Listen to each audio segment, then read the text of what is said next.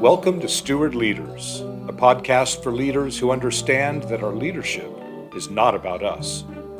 I'm Eric Alexander. In these conversations, we explore what it means to lead as stewards, living our leadership for something bigger than ourselves. Listeners, thanks for joining us for today's conversation. And Sam Silverstein, so grateful you carved out time to do this. These folks are going to really enjoy getting to hear from you. It's a pleasure to be here today, Eric. Thanks for making time. Let me tell the group a little bit about you, and I'm going to refer to my notes here, make sure I don't leave anything out. Sam's the founder and CEO of the Accountability Institute, topic he's really passionate about. We'll be talking some about that. We'll be talking a lot about that here in a minute. He's also a speaker, speaks all over the world. He's a writer, he's a colleague, he's a friend. We got acquainted back when he was working on one of his early books about a bank that I worked for that had a strong and unique culture. And he put together this book called Non-Negotiable about the culture of Happy State Bank. And that's when Sam and I got acquainted. And then most recently, he and his daughter, Allison, came out with Be Astonishing. And so I got it when it came out and finished it shortly thereafter. We'll talk a little bit about that along the way. But Sam, thank you for your passion about these topics. Oh, absolutely. You know, when you really feel something in your heart, you have to share. And that's just a great place to be. And that's book number 12, right? 14. 14. Okay, I lost track. I knew it was at least a dozen, so there are a few more out there.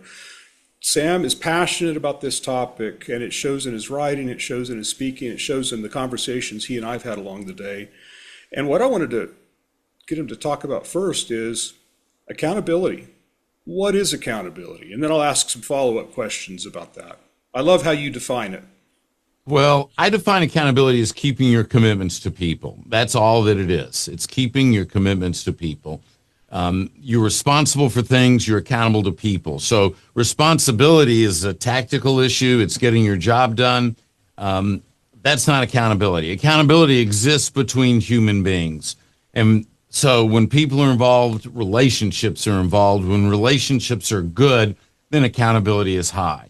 Because quite frankly, as you can imagine, no one's going to be accountable to someone that they don't like. And so whether we're talking individually or inside of organizations that like you and I deal with all the time, I know that if they're struggling with accountability, they're struggling with relationships. And so organizations that are only focused on the tactical side of business, they're going to miss the boat. Organizations that nail the tactics and nail the relationships, they're going to see a much better bottom line because accountability is going to be high, and so are all the other important metrics that we look at in a business. And it's challenging. It's super important, but it's challenging. Talk about some of those challenges. Before you do that, though, I love that focus on people. When I heard how you articulated it about the commitments we make to people, that really resonates with me. But go ahead. Eric, let's break that down a little bit because the word commitment is kind of confusing sometimes. You need to know that I define that as a commitment is no matter what. It's absolute, period. Now, there's tactical commitments and relational commitments. So a tactical commitment would be, I'll get you the sales report by Friday at noon. Tactical commitments are spoken, they're agreed upon, and they're transactional. So if you said, well, Sam, I really have a meeting at 1:00, any chance I could get that in the morning so I could be prepared? Eric, you know what? I'll just get it to you end of day on Thursday. Will that work? Yes. Spoken, agreed upon, it's transactional. Relational commitments are unspoken. They're taken on by the leader, and they contribute to a relationship. And so it's the relational commitments that leaders take on, either in their personal life, their family, their community, or in their organizations. Those are the ones taken on. You don't have to tell someone you're going to stand by them when all hell breaks loose. All you have to do is stand by them, and they'll know it. And when you do that and you take on those relational commitments, then you contribute to a relationship. When the relationship is in place, well, then why would I ever want to let you down, Eric? We have a relationship. And besides, I know you'd never want to let me down. And that power of not wanting to let somebody down is really, really strong. I've experienced that. Yeah, that's totally different than the old adage, I'm going to hold you accountable. Because when a leader says, I'm going to hold you accountable, that's like you're trying to manipulate someone to do more for you. That's not what accountability is. That's dominance. That's control. Holding someone accountable is literally like putting a gun to their head. As leaders, when we take on these relational commitments, we create an environment because we know that we are accountable to the people we lead and we're accountable for, and that's different. Our people feel that, and they feel the commitment that we have to them, and that's what inspires them to be their best and choose to be accountable in return. So talk a little more about that distinction between accountable to and accountable for.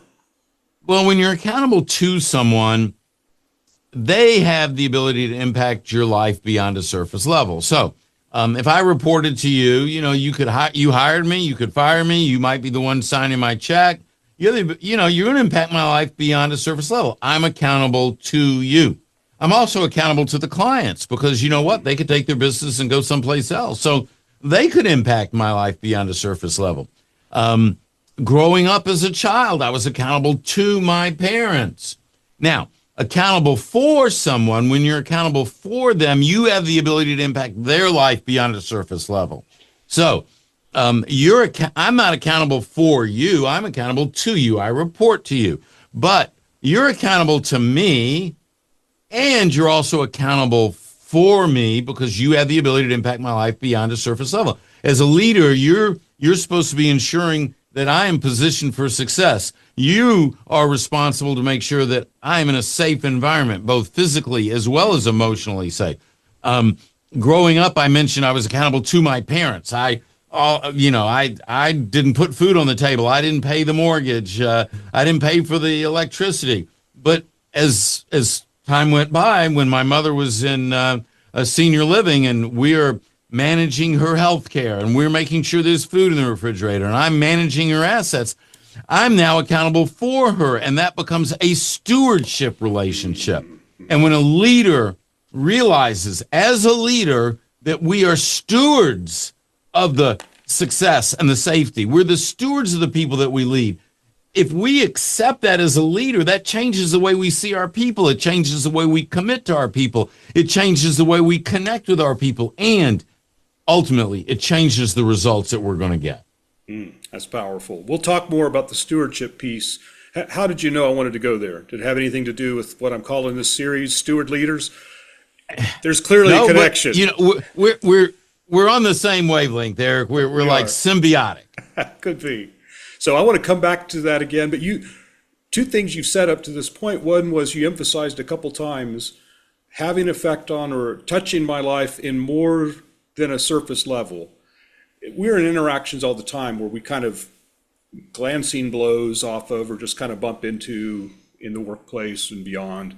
But why did you phrase that the way you did? And you emphasized it a couple times, beyond the surface level. Well, because, we see people, we interact with people all the time. Walking down the street, somebody walks the other way. How's it going? I do a lot of running, walking, exercise. I'm out in the park.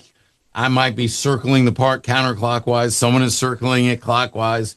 Sometimes people have their head down, but, I usually say hi as I go by. Well, there's no relationship there. It's, we're just two human beings passing and you can be friendly and whatnot. But in a family, in a community, in a church, a synagogue, in the office place, the relationship is more complex. There's more going on. We're formally connected.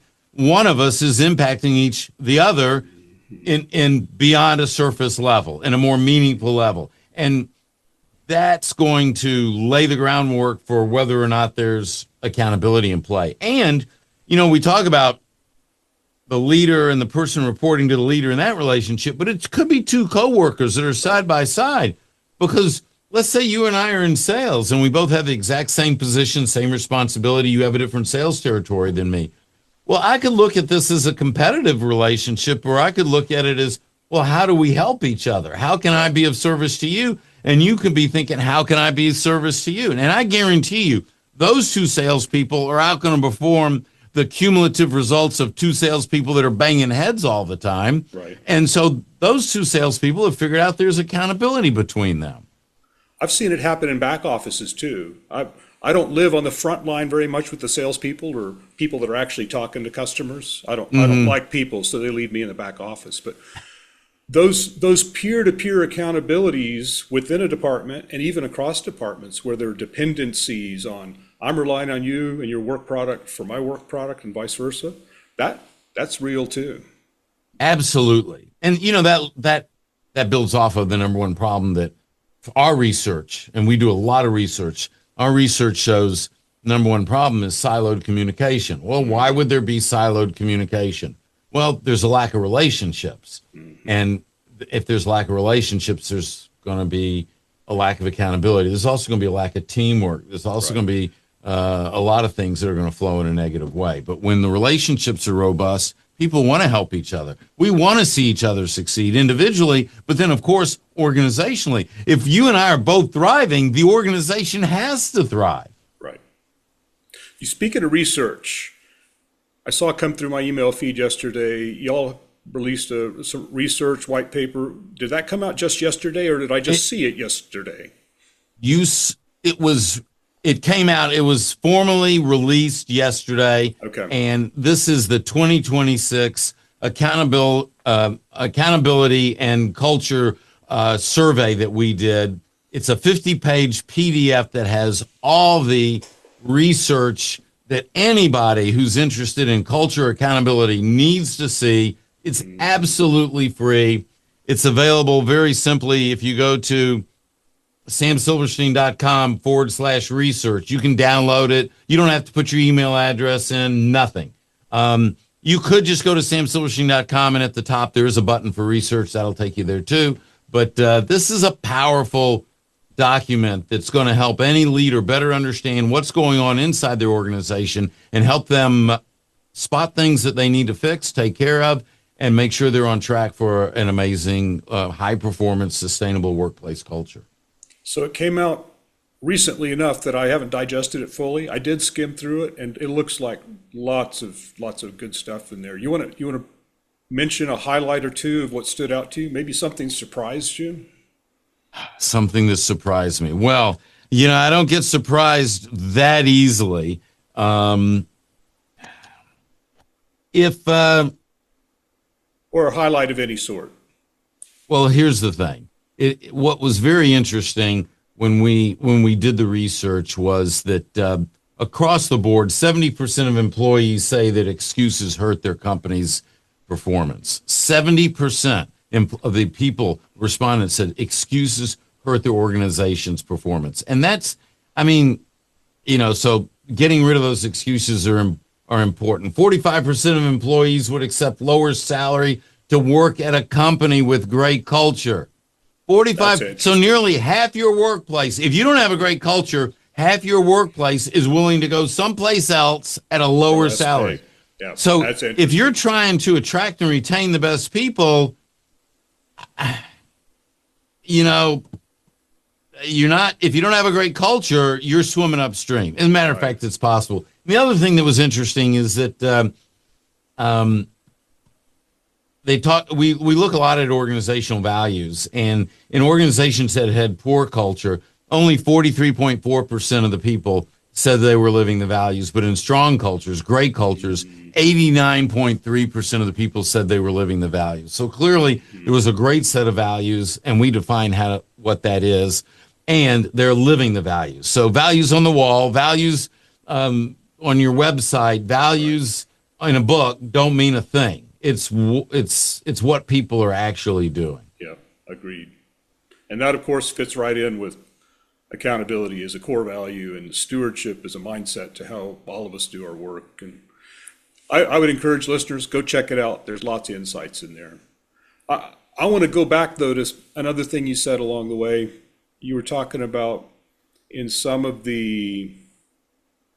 the relational commitments, it's something I take on, and the fact that I'm taking it on doesn't have to be spoken. It can be unspoken.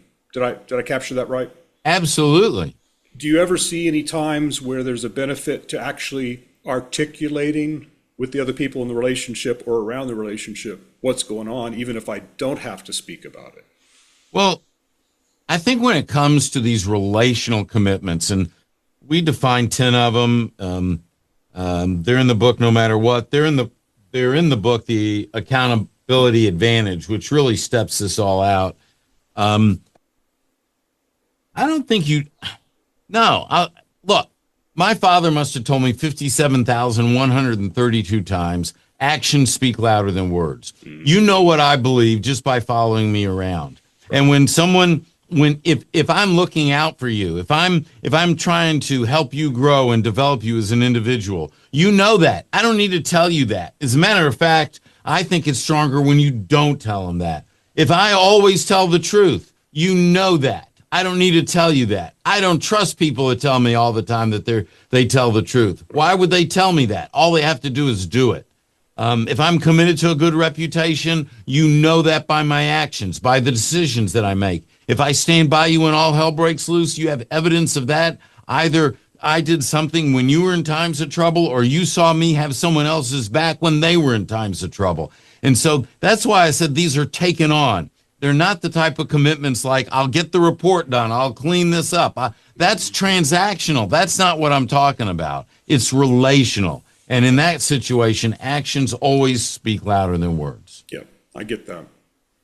I experienced that dynamic of, if I'm saying it to you and I'm not living it out in my relationship with you, there's hypocrisy and inauthenticity Absolutely. all over that. Mm-hmm. Okay. I can see some places, Sam, where maybe not in the relationship, but when we're talking about the values and the culture more broadly, of us articulating, here's why these are important, where we talk about them, but it's not necessarily me coming to you and saying, I'm going to be an honest person with you. And right. then that makes you wonder, why do you even have to tell me that? Exactly. No, we need to be talking about the values all the time. Everyone needs to know they're important to us, the leaders. They need to know what they are. They need to know how to step them out. Every time we make a decision, we need to explain how we made that decision and how it was supported by this value or this value or this value. That's the culture. We need to be using the C word, culture, all the time. I totally agree. It's these commitments between people that are relational that they need to see them in action. Yeah, I love that. Can we pivot a little bit? I love that word. Let's do it. You brought it up earlier, but I want to actually go there now. You talked about how this is important. Accountability is vital as an aspect of stewardship. Tell me what stewardship means to you and why accountability is such a vital part of that. You know, I gave you the example before. I invested my mother's money. I wondered if you'd bring that instance back up. That's a powerful one. Carry on. And think of it this way. You know, I invest my money and I make a decision and we're going to do this and it works or it doesn't. And if I lose some money, like anyone, I'm not a happy guy. You know, I mean, nobody wants to take on a loss in their investments, but that could not happen with my mother's money. That was not an option. Right.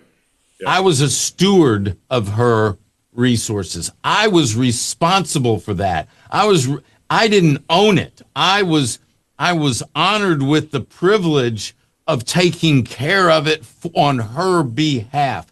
That raises everything up to a higher level. And when leaders realize that that's what they are, they're the stewards of the safety and the success of the people that they lead. And only true leaders, in my opinion, Eric, take that on and recognize that and realize that and communicate with people in such a way. These are the people that don't say stupid things like, well, this isn't personal, this is business. I mean, that's ridiculous. Every conversation between two human beings is personal. Right. And so stewardship is something that it's powerful. It's an easy word to say. It's not easy to always step it out. Yes. It's a good way to put that. It's a high bar for us to live up to.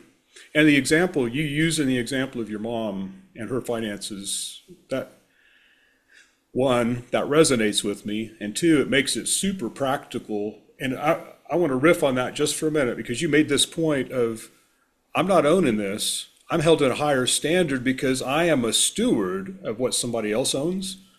I've seen sometimes where people say, think like an owner. And I believe in that. There's an aspect of that makes a whole lot of sense. I've worked now for hang on. I worked for two companies that were employee stock ownership plans, and so the employees had a piece of the stake. And there's a sense that's a different story. Right. It's helpful where I think like an owner, but I really think stewardship is a higher level. I can abuse things that I own. I can fail to take good care of them. The standard of an owner is not always the highest standard of care, but as a steward, I don't have the option of neglecting or failing to take good care of. As your mom's steward, there was an expectation that you as a fiduciary, you had to put her interest really high. Go ahead. You wanted to talk some about the owner piece. Well, and I just, I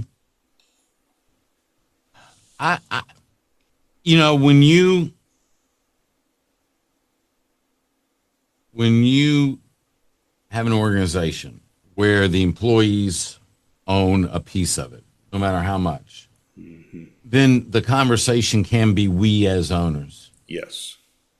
First of all, even in that situation, I would never say act as an owner because to me that's a demeaning, that's like saying you're not acting right, start acting right. If I'm not acting right, then come in and tell me what I'm doing wrong and help me correct my behavior. And if I don't, then allow me to go someplace where that behavior is acceptable, which means out the door.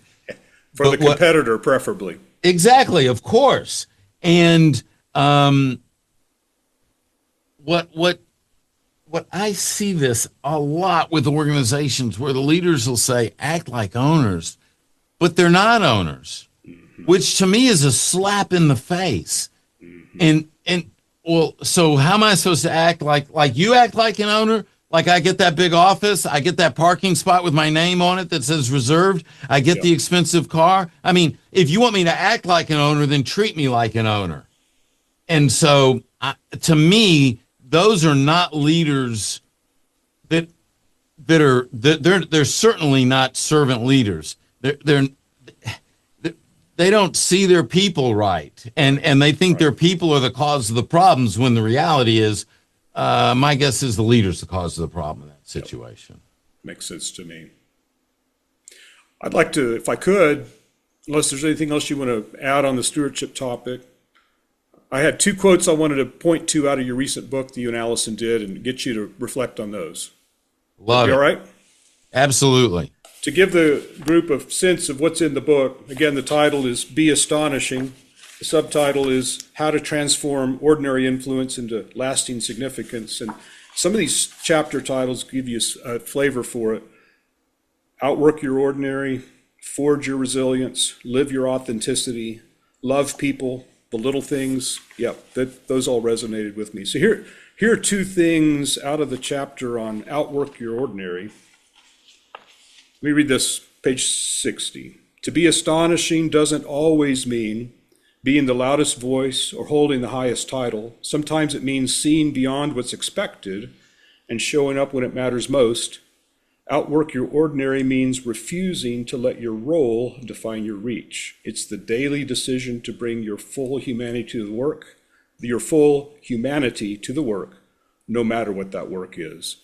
You've got about 4 hours worth of material stuck in that one paragraph. Do you want to tease an item or two out of that? And I've got maybe one more quote. Well, you don't need to have a title to have an impact. You can have an impact by showing up. And outwork your ordinary is going beyond what most people are willing to do. Yeah. There are a lot of stories and a lot of great stories in this book. Agreed. And here's the problem we had with the book. The problem we had with the book was as we found astonishing people and we put where we place their stories, we realized we could have placed their stories in any of the chapters because there was because they embodied all 6 characteristics that we were sharing about astonishing people.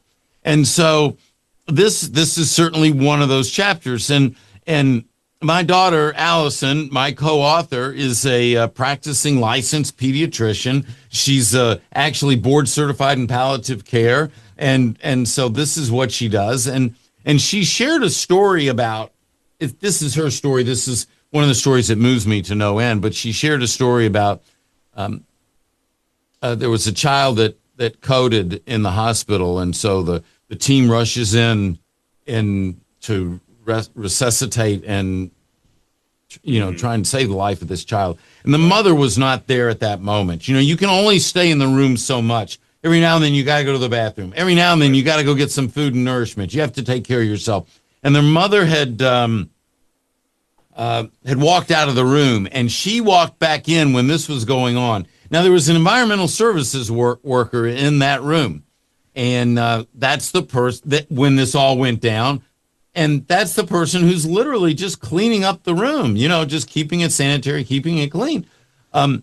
She stopped what she was doing, and she stood there and waited for the mother. And when the mother came in, she walked over to the mother and put her arm around the mother and held on to her while the doctors were doing what they were doing.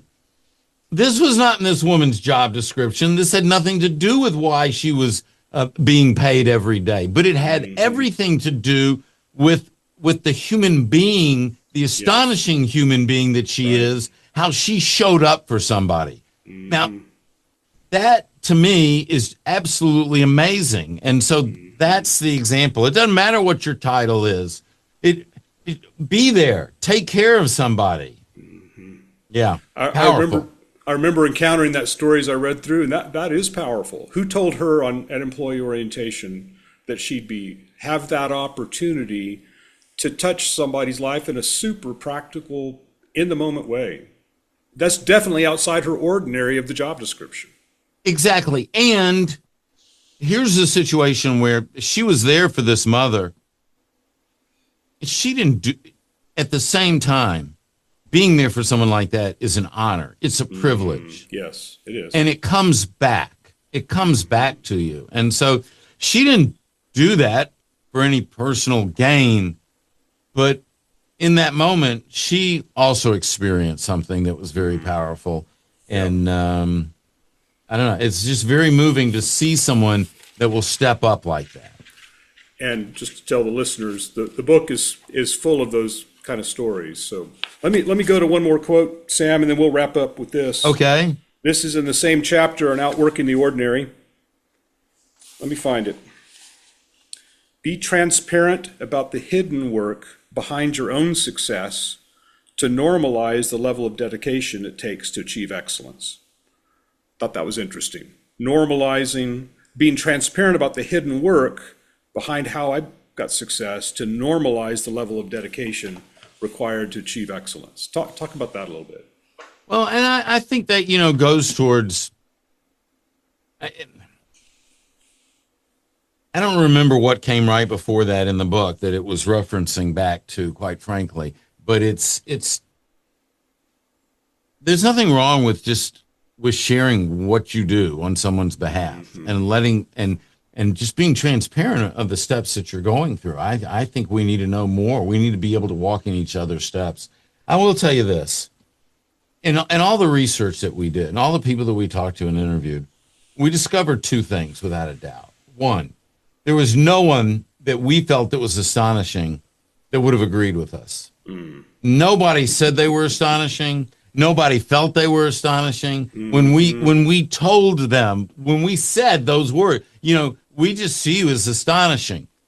No, I'm not. This is just what I do.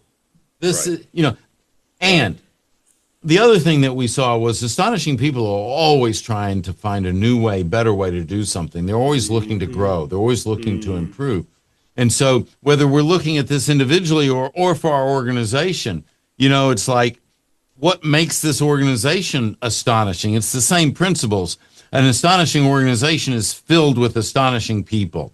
And we're all trying to get better individually, but collectively we're trying to create a better place for everyone. And being open and transparent about that and having those conversations and being there to help each other, that's what it's all about. Yeah, I like that. I like that. Well, we're going to start to wind it down now. One of the things I think is fascinating, Sam, is you keep coming back to people. People and their effects on people. You talked about it when you talked about stewardship. You talked about it here with that example of the environmental services person. You talked about it in your definition of accountability. It's about people. Any comments you want to add before I wind us up? It is about people. I think it's real easy for a leader to say, you know, we have great people. I couldn't do this without my people. I hear this a lot. And that's nice. But my question is it rhetoric, or do your actions tell me that's what you really believe? Yep. I hear it a lot more than I see it. And so that goes back to whether or not your actions convey that because you really believe that in your heart. How can I serve this person? How can I be there for them? Not see them as a mechanism or a way to make you more money. Not thinking, well, I pay them to do this job. They better do a good job. No, they're there just like you're there. We're all on a journey. What are you doing as a leader to help make sure the people you lead are safe and successful? Because I guarantee you, if you as a leader look out for those two things, you're being a steward, you're building a relationship, and you're building an organization where accountability will thrive. Love it. Sam, thanks so much again for taking time for this conversation. There's definitely lots here for all of us as steward leaders to be thinking about. Thanks so much for making time for this. My pleasure. Anytime, Eric. Thanks for listening to Steward Leaders. If this conversation was helpful, you can find more episodes and additional resources at stewardleaderspodcast.com. Leadership is temporary. Stewardship is about forever.